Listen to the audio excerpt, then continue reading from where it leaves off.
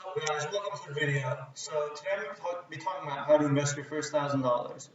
So I've been getting a lot of questions how to invest your first $1,000. So before you invest your money, you have to figure out three things. The first thing is you have to figure out how long you plan on holding your investments for. So that could be 1 year or 50 years. It could be anything, but you just have to know it so that you can adjust your plan according to this. The second thing you have to know is your risk tolerance, which is basically knowing how risky your stocks are allowed to be so that you can, feel good about your investments and don't panic sell them. And the third thing you have to know is your goals. So like what type of returns you want to get. You want to have a lot of high returns and high risk, or low returns and low risk. So you have to figure that out. And so the first type of portfolio I'm going to talk about is dividend stocks.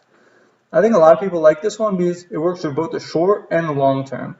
So for example, for the short term, you get a lot of cash flow from your stocks, which is great. So this could work on a short time notice, but for the long term, you can allow those dividends to compound over time, leaving you with a huge portfolio in 30, 40 years, and that's also great.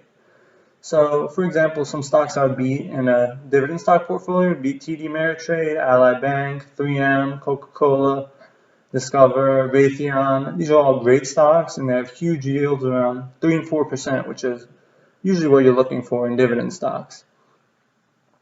And so there's also a growth stock portfolio, which is very good. You usually have to have a longer time frame with this because sometimes they don't move for a few years, but over time they grow a lot. And you also have to have a high risk tolerance because these ones can move a lot depending on the news or a bad earnings report. So you have to have a high risk tolerance for them. And the reason I like growth stocks is because they have huge returns. And if you catch like 1 or 2 or 3 of them, your portfolio can skyrocket if you get them. So some stocks that are growth that could be in a portfolio would be like Square, Twitter, Snapchat, Roku. These are usually not profitable companies, but they're growing a lot and they have a lot of potential, and that's why I invest in them. And I like these stocks a lot, but you have to be patient with them and hold them for the long term through the ups and the downs. And the last type of portfolio that I'm going to talk about is index investing. So with this, it's pretty boring.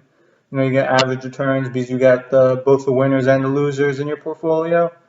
But a lot of people like it because it's extra diversification that makes them feel better about their investments. And this way they won't panic sell if it goes down. But for this one, you have to have a long-term view because these ones don't grow that much, or like 1 year after another, but over the long run, they'll grow a lot. So let me know what you think about these and which one is your favorite. Leave a comment down below and make sure you like and subscribe. Thank you.